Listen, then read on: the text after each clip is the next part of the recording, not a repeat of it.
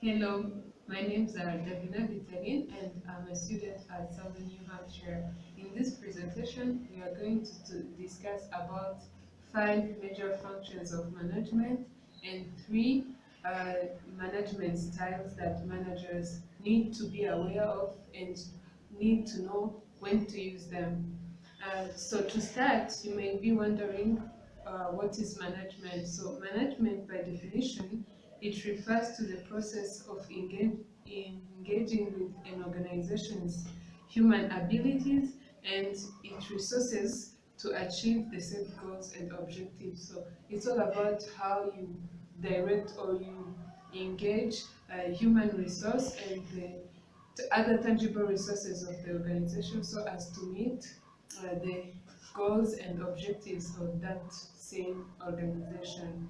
So there are five major functions of management, which are planning, organizing, staffing, leading, and controlling. And they all differ from each other, but they also complement each other. So to start by planning, a planning is looking ahead and decide what needs to be done in the future. It might be tomorrow, in hours to come, or next year, even next quarter maybe. So the organization's objectives and methods to achieve are set within the planning process. And planning process always combines forecasting development with preparing scenarios for how to react to those developments. So there are different activities that can be done in an organization which can be considered to be under the planning function. For instance, when managers are practicing strategic planning, the strategic planning is all about uh, it deals with answering three main questions, which are what to do, uh, for whom do we do it, and how are we going to excel this. So when managers sit down and decide maybe a new product that they plan about a new product that they are willing to introduce in the company, so they have to know why do they want to do that particular product, for whom do they have customers to who really need that particular product. So all those questions are answered within the planning function. Another management task done under the planning process is expansion plans. These are all plans that shows or uh, shows details about how the organization is planning to expand in the future. So progressing with the organization function, it's all about making the pattern of relationship among workers and make ideal use of resources so as to achieve the business plans and objectives. Organizing deals with an organization design decisions which involves the framework within which effort is coordinated. So in organizing, it's all about making sure that you make relationship between different tasks that has to be done so as to achieve the objective of an organization. So some of the activities under the organization function include group tasks into departments, like making different groups under different departments and assigning different tasks to different employees. You can assign tasks to employees depending on their ability, their knowledge, their background, or how they usually perform at the workplace. So, staffing is also another important function of management where it deals with human resource management. This is because staffing is all about the process of recruiting and ensuring that the organization has potential employees that will help to perform and achieve the organization's objectives. So different activities might be undertaken under the staffing functions, and examples are when managers realize that their company needs to recruit other employees. So they have to go through the process of making sure that they attract best candidates selecting the best employees. So one way that they can use to select best employees is all about interviewing them or going through their resume or giving them some practicals and see how they are dealing with this so that they can make sure that they select the best employees. The next function of management is leading. So leading refers to guiding and managing people towards the achievement of a certain goal by the use of authority. So managers have this power of directing people towards achieving the goal of the organization. Leading requires managers to motivate employees to achieve business objectives. This is because every time when employees are motivated, they have this willingness to learn more and to keep giving their best so that they can achieve or go beyond the objectives and goals of the organization. So different leadership styles, such as autocratic or laissez-faire, can be used depending on the situation to be managed. For instance, if a manager is need to collect different ideas from employees so that they can solve a given problem in the organization. In that time, when the manager involves employees so that they can give different suggestions, he is using a laissez-faire leading style. But in case maybe there is a problem that needs direct decision making, manager will decide, will make decision alone and then inform employees what they have to implement so as to meet the organization goals. And in that case, the manager is using the autocratic leadership. So managers can also lead and motivate by using positive reinforcement. For example, if you know that you have an employee and that employee like to be rewarded or appraised, and you know that he or she is facing a problem of coming at work late. So for instance, if one of the days he come at work on time, you can maybe reward or appraise the employee because you know he likes it. So when he will realize that the more he does good things or he respects organizations' behaviors, he's being rewarded, which will boost up motivation in him to make sure that he or she give her best to meet the organization's goals and objectives. So the last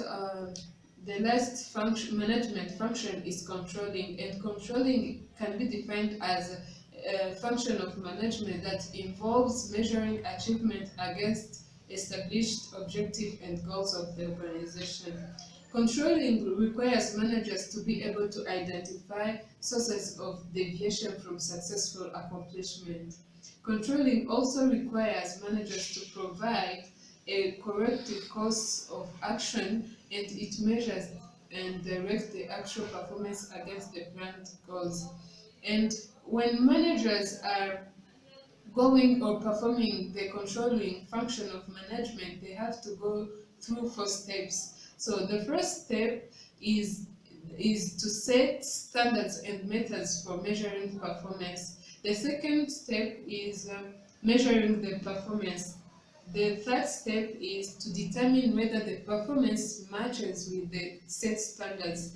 Then, if the performance does not matches, the manager goes through the fourth stage, which is taking corrective actions, where he informs employees what needs to be corrected so as to achieve the set goals. So, an example of when manager can perform this controlling function is when for instance, when a manager is controlling the performance of employees, if it matches with the standards of the company, maybe employees might not be meeting the standards or meeting the standards of the organization. So by doing so, the manager is going through the controlling functions of management.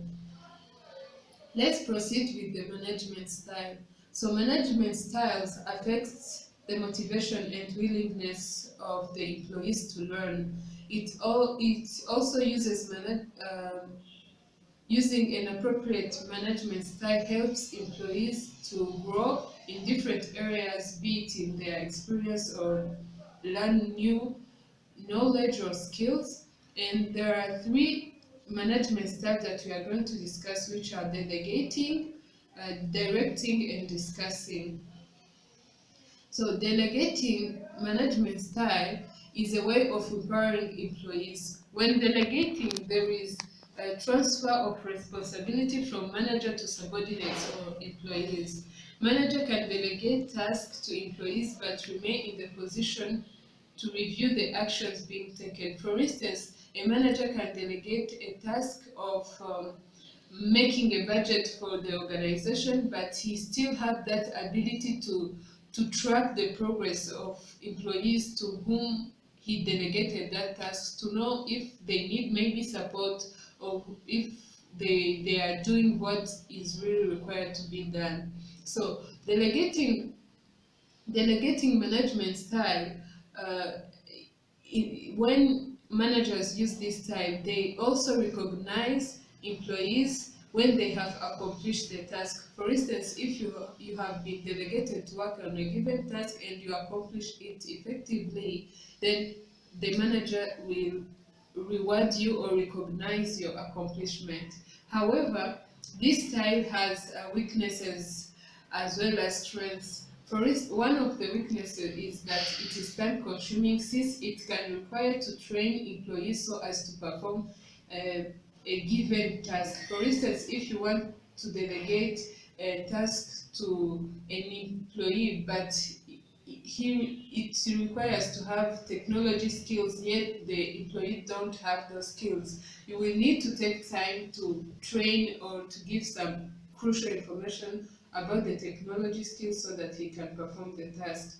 Another weakness is that it can be taken as a burden to employees. This is because employees have these usual tasks that they have to work on, and then they get additional tasks that you delegate to them, and they can take it as a burden.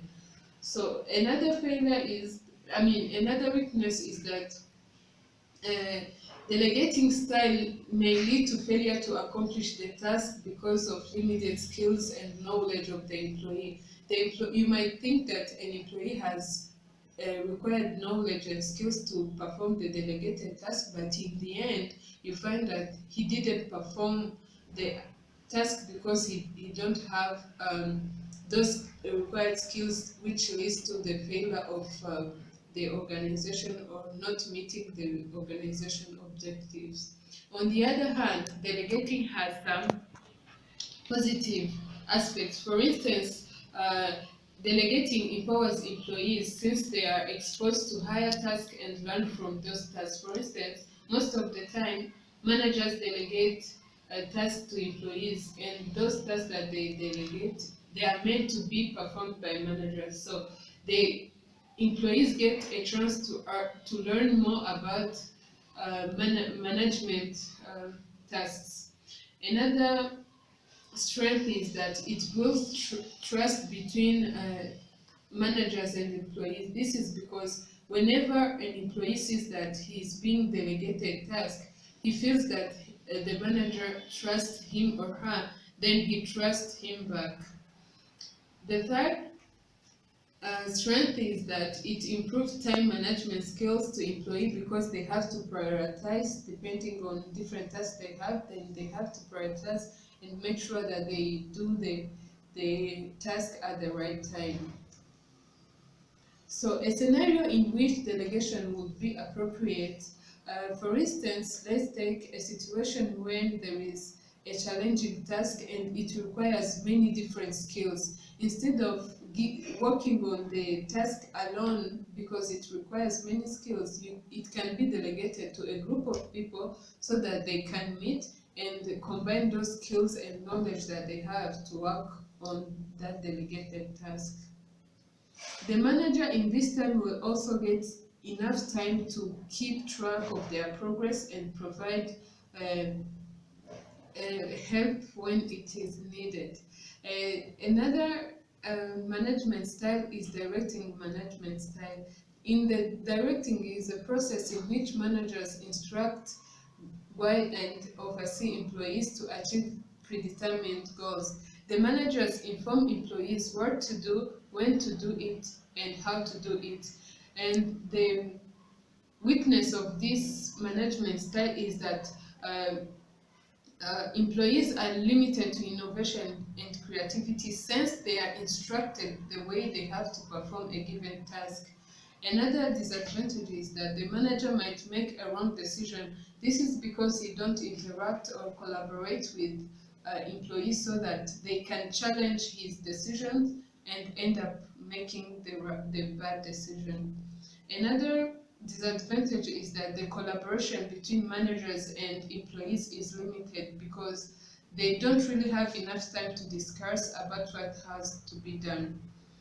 The strength of the directing style is that it saves time. This is because it doesn't require many time for discussions, and it also uh, increase the probability that the task will be well performed since directions are clearly communicated to employees. Another strength is that it prevents misuse of organization resources. This is where maybe employees and manager might take much time or spend more money in making decisions while when it is done by only one person, the money or resources of the organization to be used are less.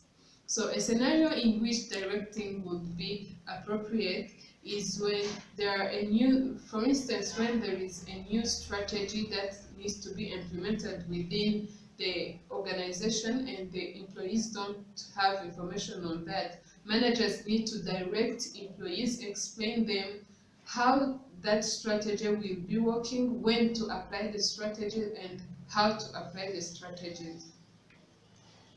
The next management style is discussing.